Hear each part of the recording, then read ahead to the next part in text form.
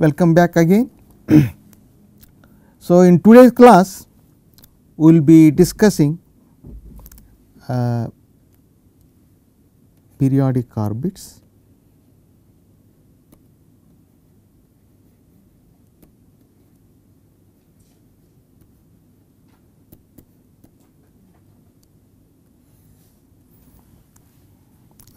especially their existence. So, these are also referred to as closed orbits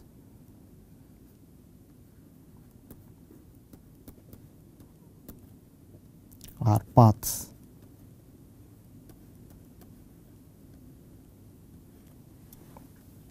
So, the existence of periodic orbits is an important part of qualitative theory and quite useful with respect to many physical and other applications.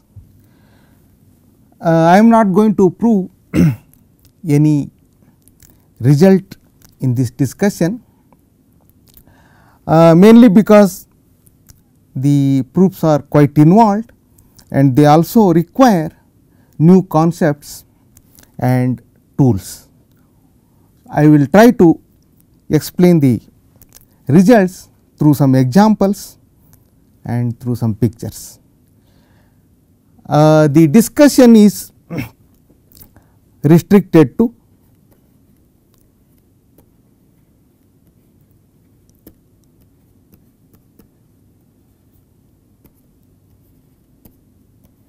(2D) systems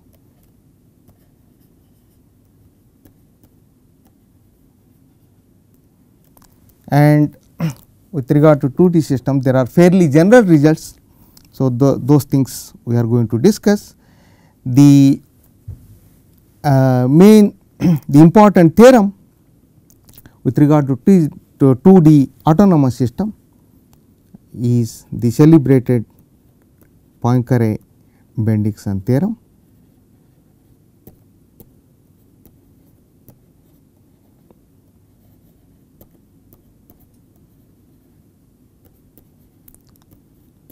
Which will be coming more or less at the end of this hour.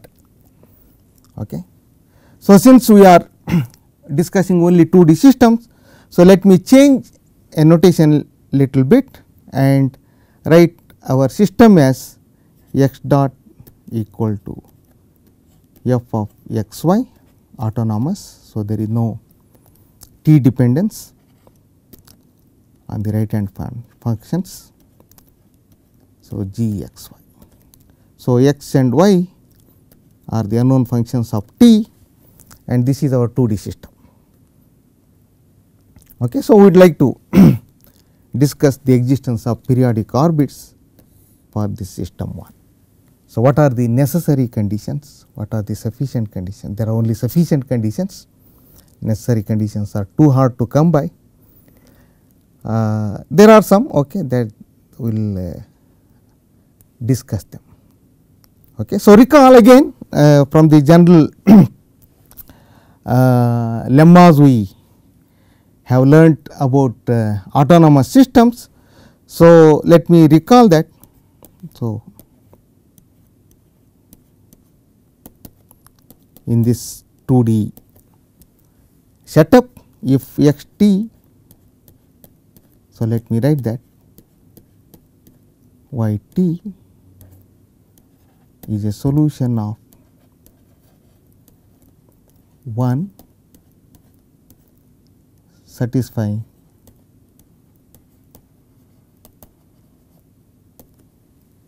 x of t 0 plus t is equal to x t 0 and y of t 0 plus t equal to y t 0 for some t 0 and t positive, then x t plus t equal to x t and y of t plus t is equal to y t for all t. So, thus the solution is periodic.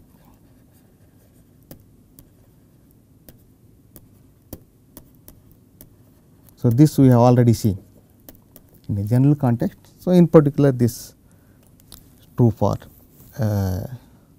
this 2D system. So, our first result, let me state it as theorem 1.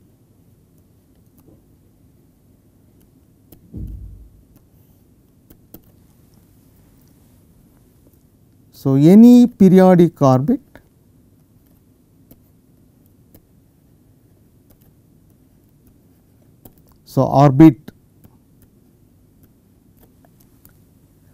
that is related to a periodic solution, that is periodic orbit. Any periodic orbit necessarily surrounds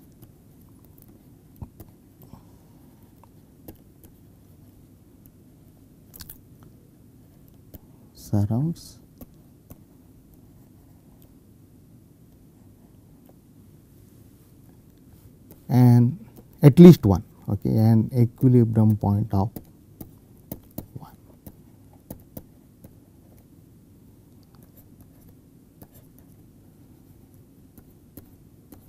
Of 1. Okay. So, so let me just what does this mean? So, this suppose C is a periodic orbit of 1,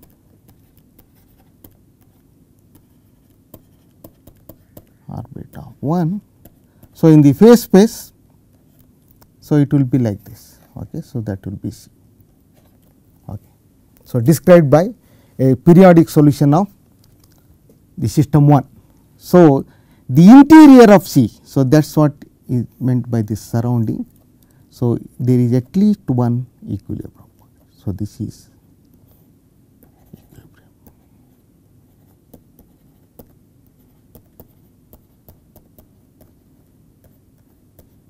Okay.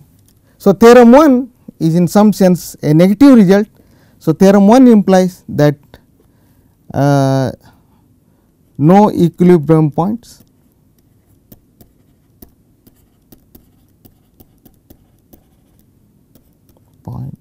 implies no periodic orbit.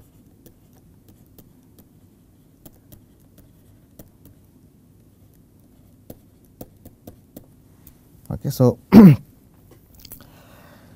so in order to have periodic orbits, necessarily the system 1 has to have some equilibrium points. Okay. So, let me just briefly describe how this theorem 1 is proved. So, that is where the new tools, new concepts and new ideas come in, and they are bit advanced. So, just let me restrict myself to a discussion of that. Okay. So, let me just discuss that. So, to prove theorem 1,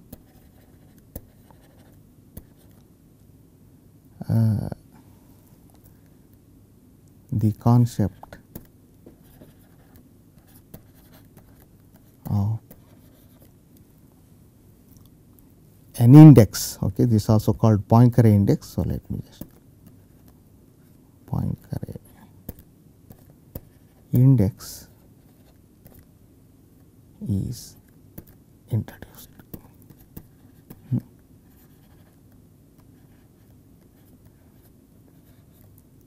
So, let me just briefly discuss what does that mean.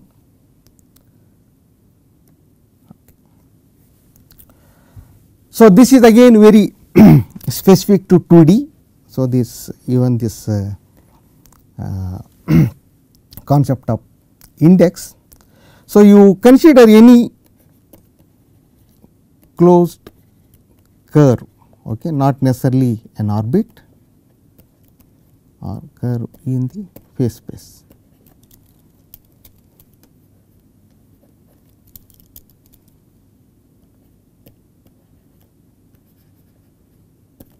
in the phase plane, we are in R2. Okay, so that is R2. So, let me describe how the index is defined. So, this is curve C. Okay. Suppose this, so at every point on the curve you just compute this f x y g x y, this vector. So, this is in R2 now. So, that is the reason why you call system 1 as a vector field. So, vector field. Okay.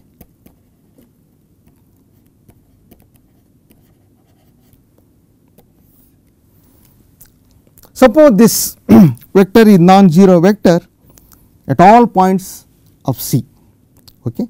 Then it defines a definite direction. Okay. So, let me just draw here. So, this is, so this say x 0 y 0, a specific thing,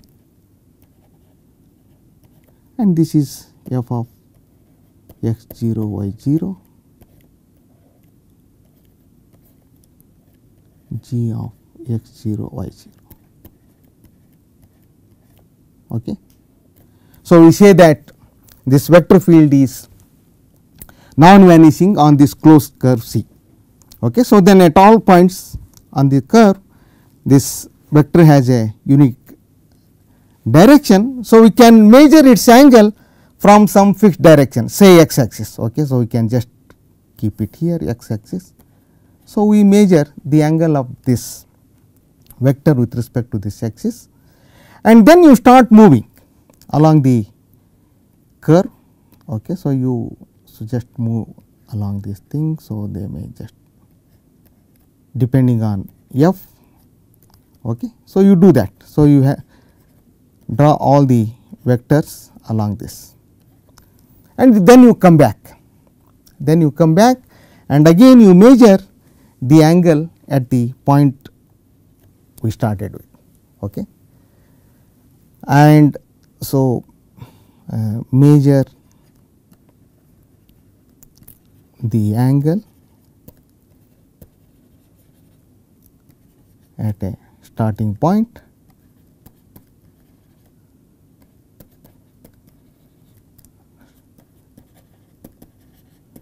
x 0 y 0 on C. Okay. Then make a round. So, you keep on measuring the angles at all points, make a counterclockwise round, clockwise movement along C and return to that starting point again. Okay. And then measure the angle again.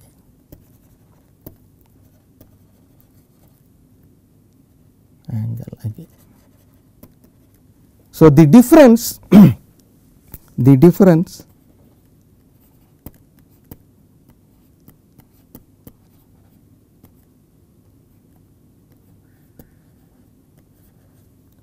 will be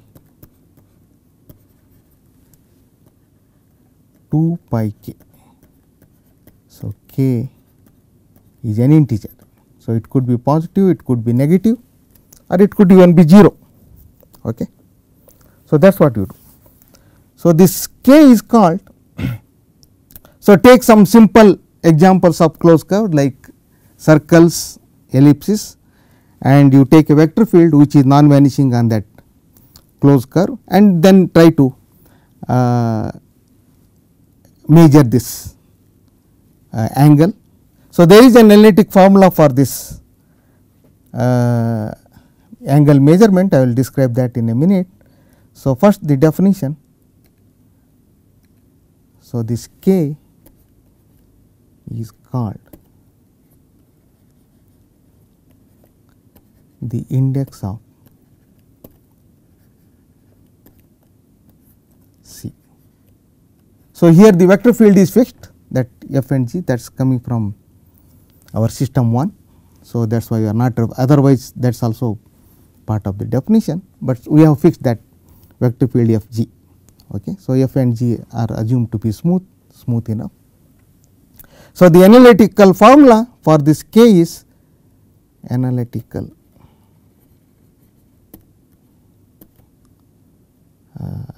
description, analytic description. So, k is equal to 1 by 2 pi. So, this is a contour integral over C. So, f dg minus g df. This is just by taking the angle is in terms of arc tan of g by f, and then you work out, and this will be the definition. And since we are dividing by f square plus g square, you see that assumption is necessary that this f, the vector field, is non-vanishing on C, otherwise we will have trouble there. Okay. So, this is a line integral. So, when you have a parametric representation of this closed curve C, then this dg and df will be expressed in that thing. So, it will be a one dimensional integral. Okay. So, I am not going to that details. Okay. So, one important observation about this index, and that is very much used in proof of theorem 1, and this is the key observation. Okay. So, you start with C again, whatever C is. Okay. You determine its index. So, if you deform this thing, this closed curve smoothly,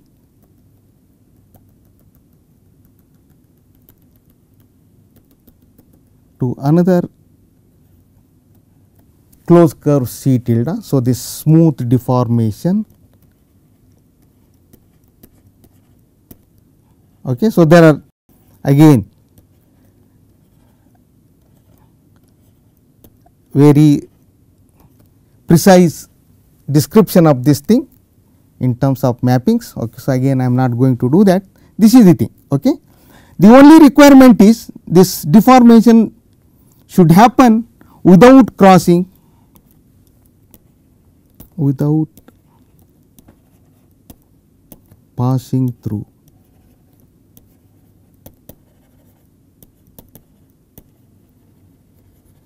any, without, that is important, any equilibrium points of system 1. Okay. So, when we deform this C into C tilde, so nowhere we should come across the equilibrium points of 1. Okay. So, that we should keep in mind. Okay. Then one proves, this is the important observation, the index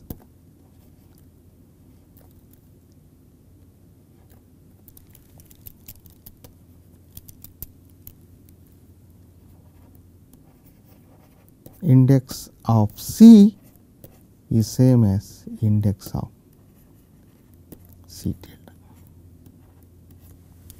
Okay. So, that is one important observation. Okay. So, in particular, if a closed curve is C is such that in the interior of that C, if there are no equilibrium points of 1, then I can keep on deforming and make this length of this closed curve very small and eventually going to 0. So, what we get is, so thus if the closed curve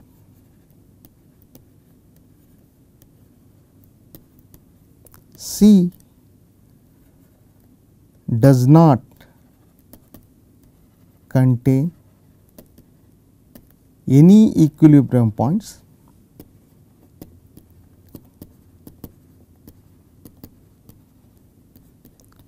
of 1 in its interior, okay, that is important, in its interior. So, I can keep on doing this deformation, we see that index of C is 0. Okay. So, whereas one can show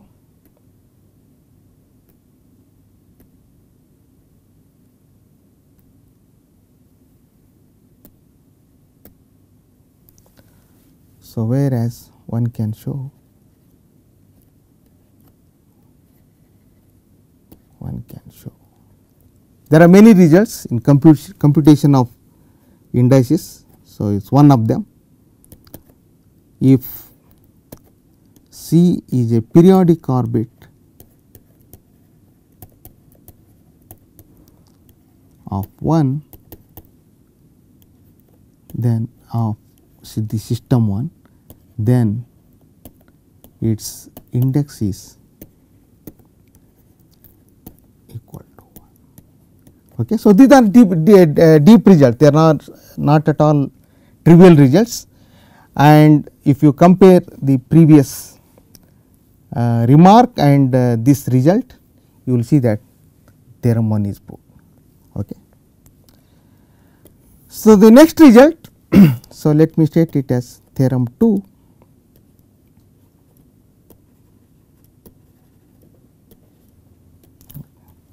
So, this proves this implies theorem 1. Theorem 2, this is called Bendixson's criterion. Again, in some sense it is a negative result.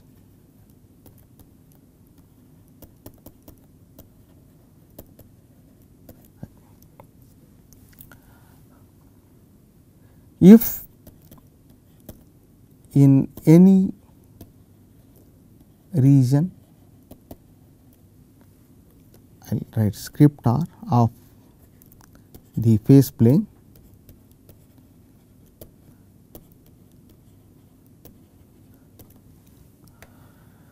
this quantity divergence of the vector field del f by del x plus del g by del y. Okay, f and g are smooth functions. So, this is in 2D, this is referred to as divergence of the vector field f g, has definite sign.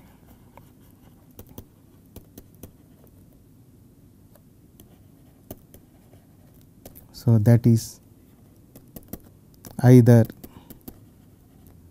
it is greater than 0 or in R, at all points in R. Okay. So, either it is positive or negative, then one cannot have periodic orbits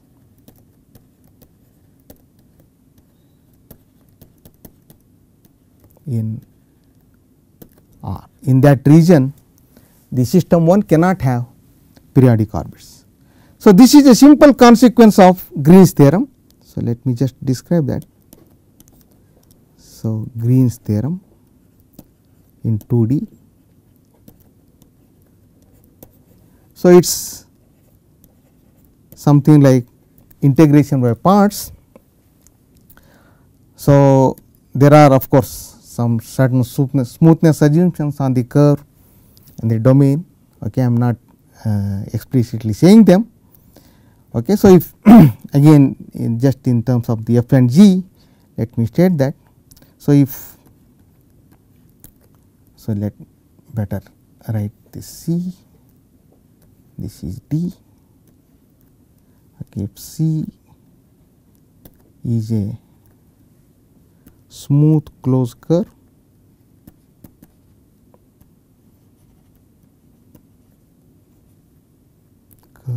curve in R2 with D as its interior, as in the figure.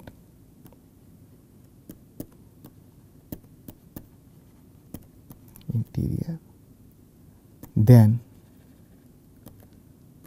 this integral d of the divergence, okay, del f by del x plus del g by del y, del g by del y. So, this is double integral dx dy, and this is given by line integral c this f dy minus g dx. So, when you parameterize the curve C, so dy and dx will be expressed in that terms of parameterization. So, this will be a one dimensional integral, that is line integral, contour integral, line integral.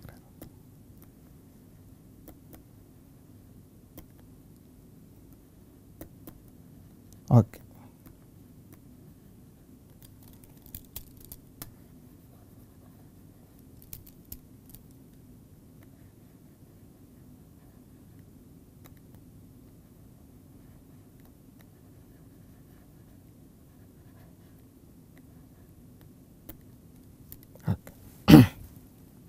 So, now if this region does have a periodic orbit, then I can take that as C. If this given region has a closed orbit to get a contradiction, and when C is a periodic orbit, you see that using the system 1, the right hand side is 0 if C is a periodic orbit,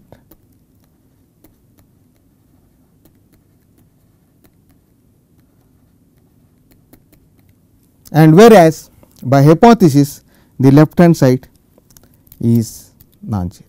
Since this del f, the divergence del f by del x del g by del y has a definite sign. So, the left hand side will be non-zero, left hand side.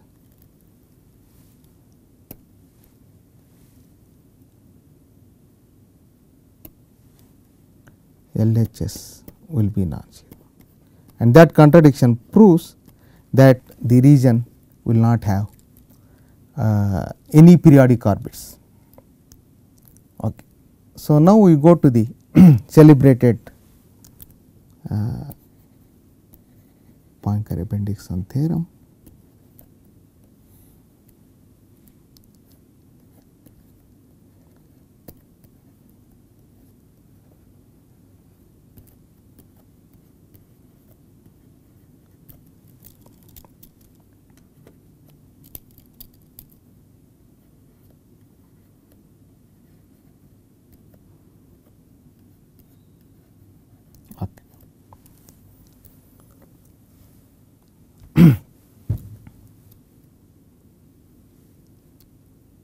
So, let R be a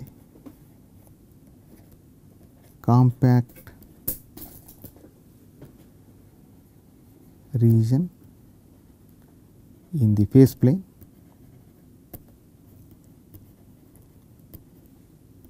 So, that means it is bounded and closed and bounded, not containing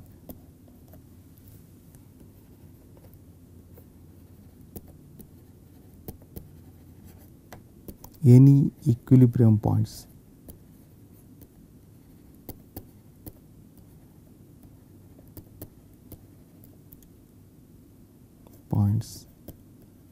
of 1. So, let me stress that not, okay, not containing. Suppose an orbit. So, let me write it, since we are only in 2 dimensions. So, let me just write explicitly x t y t. So, that is a solution of system 1 enters the region. For example, it can start in region R, or it can even come from somewhere else. Enter the region R at time t equal to t0 and stays in R for all t bigger than. Okay. So, this is the assumption on the orbit.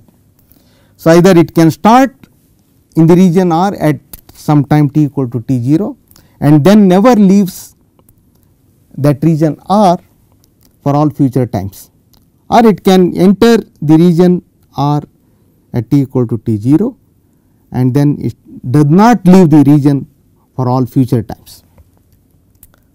Okay. So, this is the hypothesis on the orbit. Then the conclusion, this orbit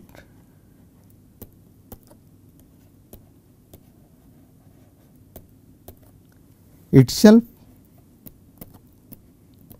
is a periodic orbit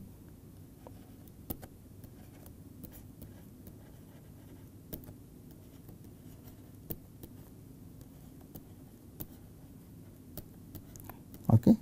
If not, so there are only two alternatives, or it approaches a periodic orbit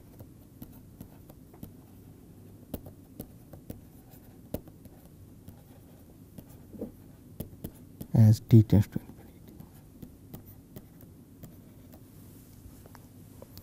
So, thus under the hypothesis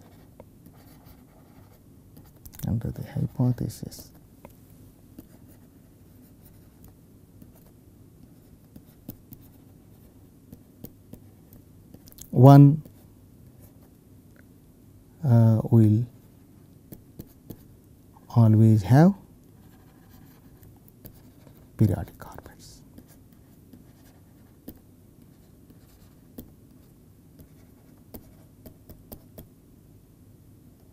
Okay.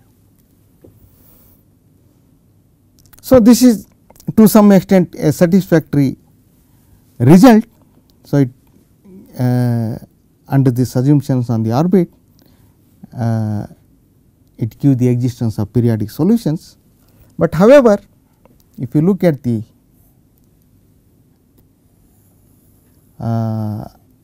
hypothesis, it is somewhat difficult to verify in a general situation. This can be done in particular situations, but to say that an orbit entering the region R will stay there for all time, that requires again some analysis, and it is not easy to verify in a general context.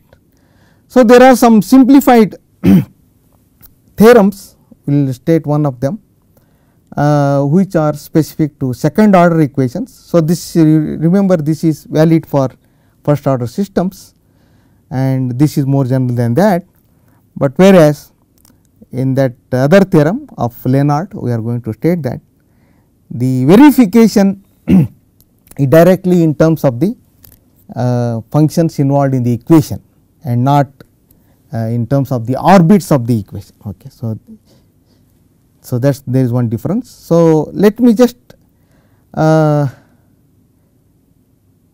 briefly discuss the hypothesis, the contents and the conclusions of the Poincare-Bendixson theorem. So, if you compare theorem 1, so compare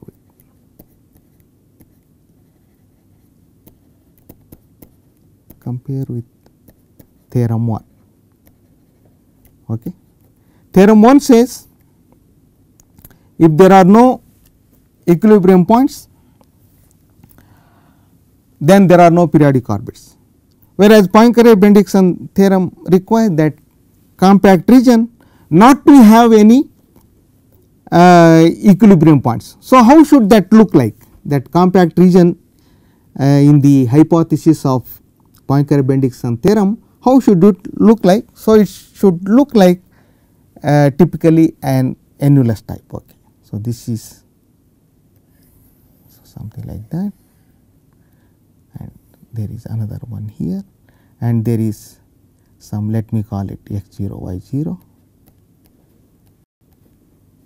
Okay. So, x 0 y 0 is a equilibrium point of 1.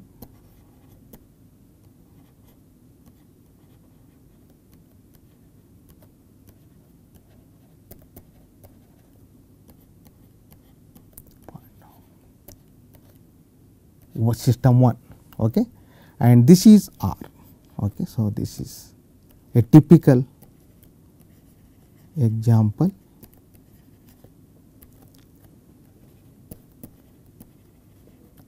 of R, a compact closed and bounded of R in Poincare-Bendixson theorem.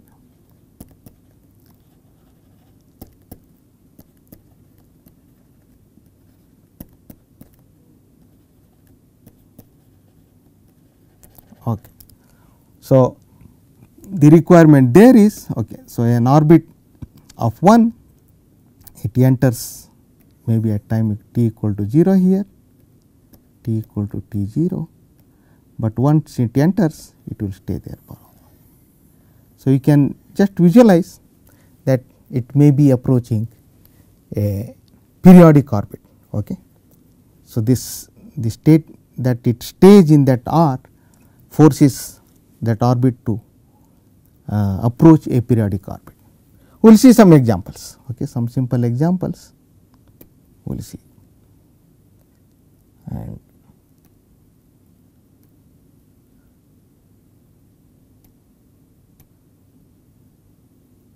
okay, so examples. So, these illustrate the Poincare-Bendixson theorem. Okay, so, this first one, let me just state that.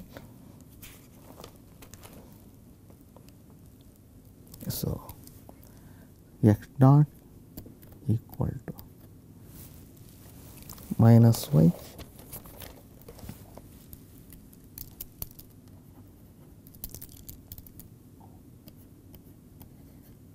minus y plus x into 1 minus x square minus y square, y dot is equal to x plus y into 1 minus x square minus y square. So, because of the presence of x square plus y square, it is convenient to express these equations in polar coordinates. So, usual polar coordinates. So, introduce, and these are helpful in many situations in 2D systems. Introduce polar coordinates. So, instead of variables x y, we have r and theta, okay, r cos theta, y is equal to r sin theta. Okay. And now, we would like to have differential equations for r and theta from the given equations from x and y, and in general you see that. So, compute this thing, this is not at all difficult. Okay, so, this you can also check simple algebra, r dot is equal to x dot plus y dot. Okay. And you also for theta you have that r square theta dot is equal to x y dot minus y x dot. Okay. This is a more general set. If you introduce this polar coordinates x equal to r cos theta, y equal to r sin theta. So, then we will have differential equations for r and theta given by this. And now, if you substitute the given expressions for x dot and y dot, okay, so this implies. So, I have this, and let me write that thing and you can easily check that r dot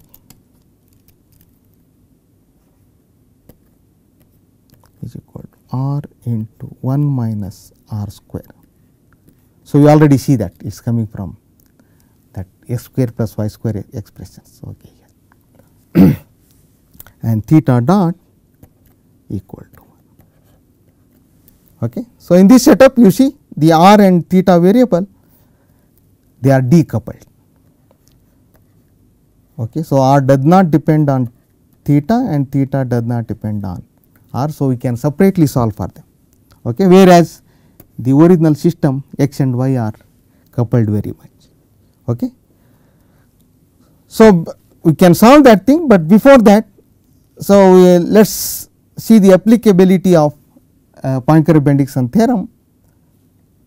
Okay. So, just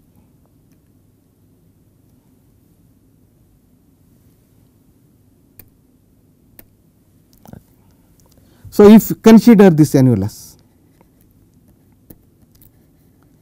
consider the annulus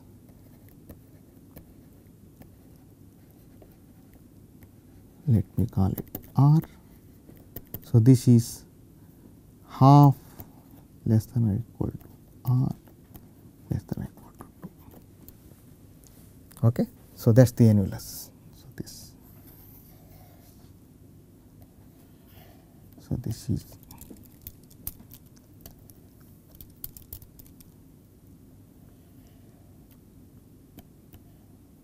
half and this is 2. And here 0 0 is the only equilibrium point, that is you can check 0 0 is the only equilibrium point.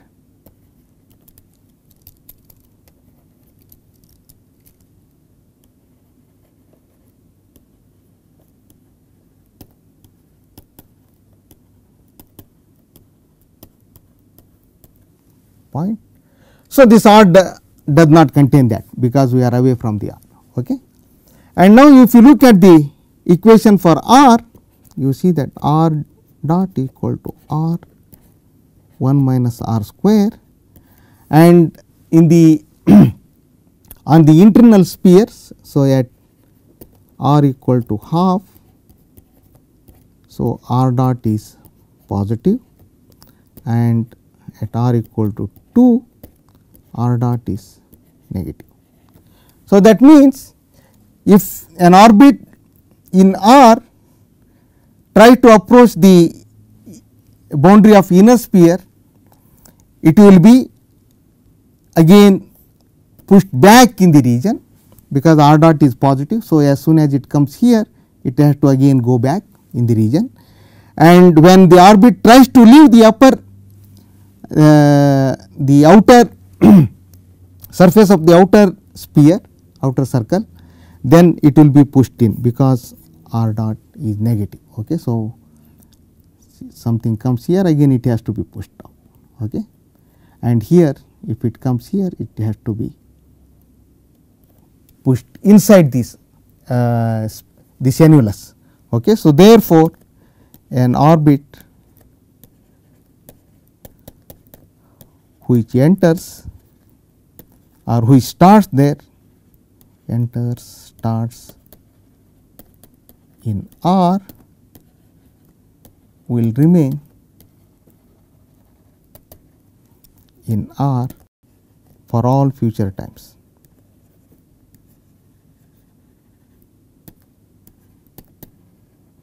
Okay. So, this is what I was telling. So, in this particular case, we are able to prove that the orbit never leaves the region r once it enters there or when it starts there. So, this, but in general it may be difficult. Okay. So, Poincare-Bendixson theorem implies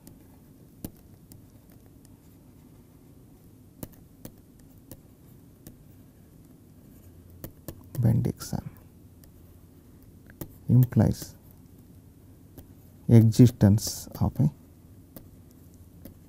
periodic orbit.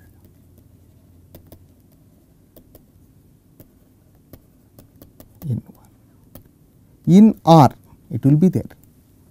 Okay. So, in fact, in this case we can explicitly construct that.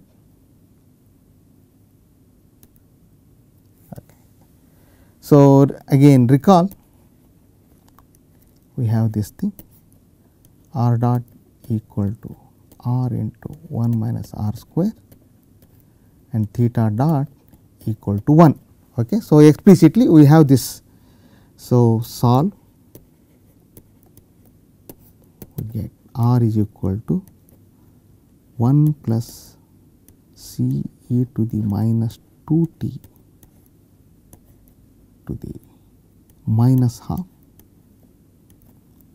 and theta is equal to, you can just write t plus t 0. T 0 is some arbitrary constant, c is also a constant.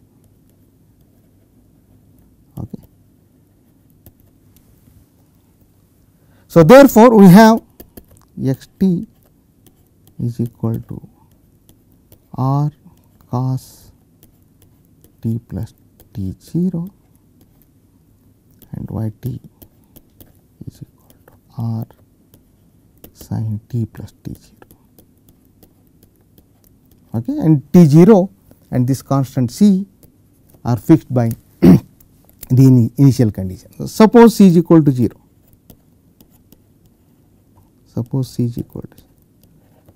Then r is identically 1 from that equation. So, this in this case this implies the yes, and certainly that is periodic solution. So, r equal to 1 is a periodic orbit. So, we are explicitly finding in this case that r equal to 1 is a periodic orbit, and its that orbit is obtained by taking s t is equal to cos of t plus t 0 and y t equal to sin of t plus t 0. Okay. So, let me just draw that. Okay. So, this is 1. So, you put the arrow appropriately in which directions, counterclockwise, clockwise direction. Okay. So, let me not do that thing. And when c is negative, just look at here, if c is negative, this quantity is this, maybe there is some c there, right. Okay. If c is negative, then this is less than 1 and we are taking in the denominator. So, r will be bigger than 1. So, this if c is less than 1 less than 0, r will be bigger than 1. So, the orbit starts outside this circle of radius 1 and eventually approaches. Okay, let me use different color. It eventually approaches this, or it can do it counterclockwise also. So, if c is, so this is c negative. Okay. So, for every c negative you get such an orbit. Okay. And when c is positive, so this is more than 1. So, you are in the denominator. So, then r will be less than 1. So, c positive, okay, r will be less than 1. So, from inside it will be approaching that either clockwise or counterclockwise. Okay. It will not go on that thing. Okay. So, just it will approach that. Sorry.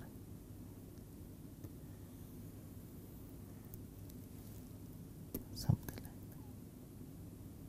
that. Right.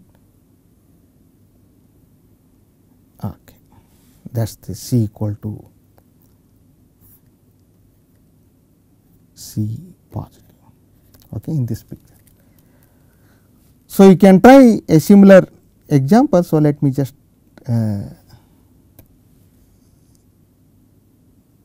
say that. Okay, so, example 2, x dot is equal to 4x plus 4y minus x square plus y square, y dot is equal to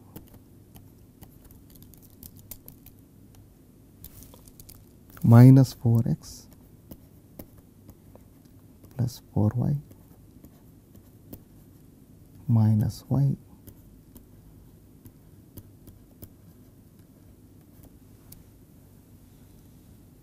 same thing. So, and again you introduce the polar coordinates r theta. It is similar to the previous example, but there is some subtle difference. I would like you to work it out and see what the difference is. Okay. So, here we have r dot is equal to r 4 minus r square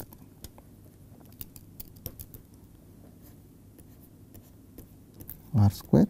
So, again and theta dot is different, theta dot is minus 4 I suppose. Okay. And this makes a difference.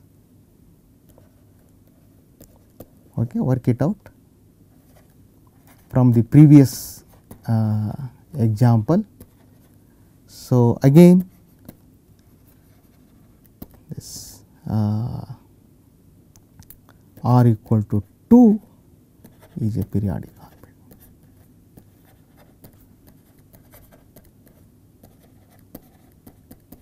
So, now you work in the region,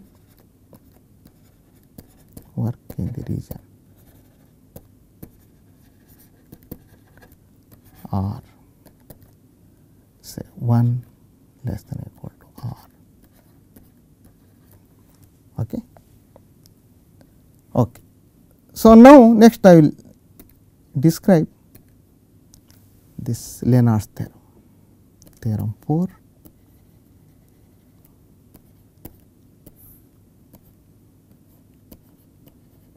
Lenard's theorem.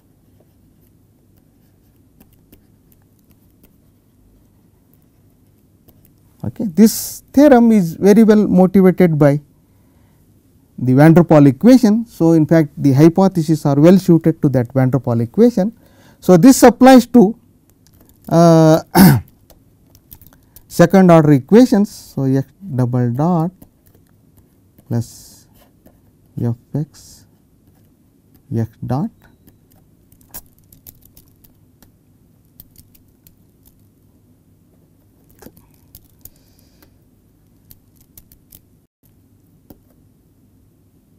plus g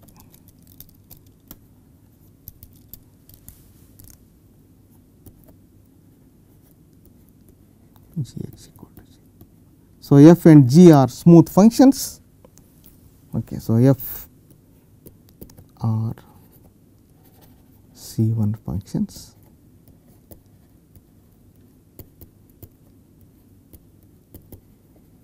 satisfy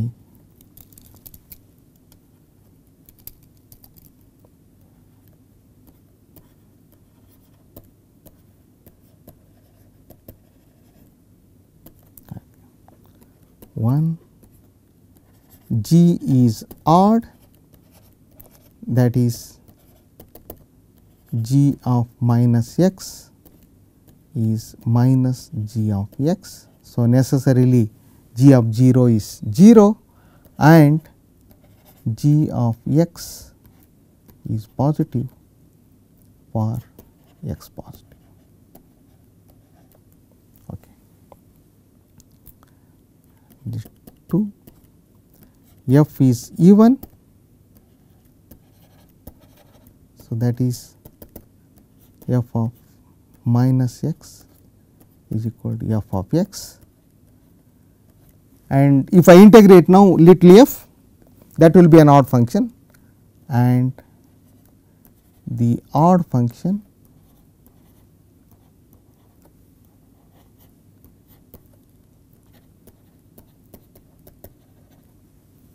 f of x, capital F of x, which is integral 0 to x f s ds. So, you integrate this even function. Okay. So, the requirement on capital F has a unique positive root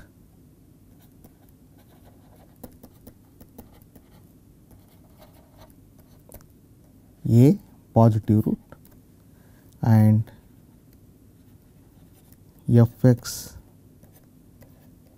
is positive and okay, for x bigger than a and approaches infinity as x tends to infinity. Okay. So, as I said earlier, now the hypothesis is purely in terms of the coefficients of the equation. So, no orbits are involved here. Okay. It is purely in terms of the coefficients in the equation. Okay. So, somewhat easier to verify than the Poincare-Bendixson theorem. Okay. So, here is the picture of f. So, this is f. Since it is odd, it is 0 here and we require another 0 here. So, it is negative here, okay, and okay, I did not say that, and f x is negative for 0 x less than a. So, this is f, okay, and g is that is positive there. Conclusion.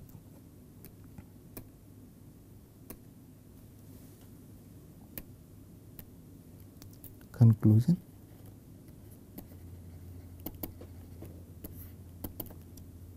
There exists a unique, okay, so there is more unique periodic orbit.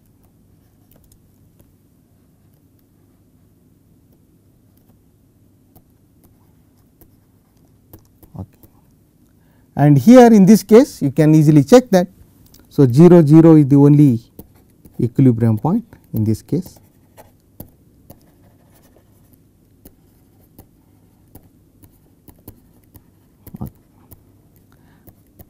And there is more to it. So, any other orbit will spirally approach that periodic orbit.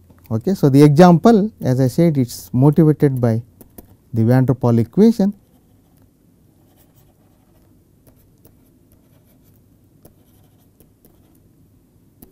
So, recall this x double dot plus mu x square minus 1 x dot plus x,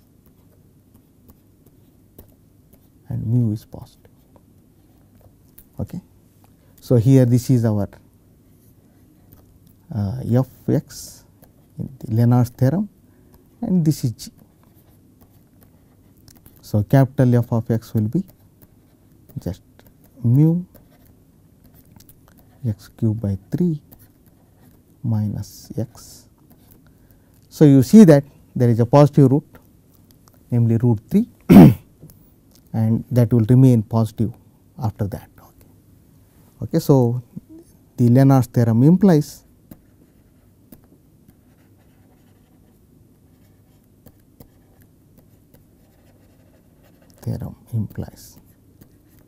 that existence of unique periodic solution.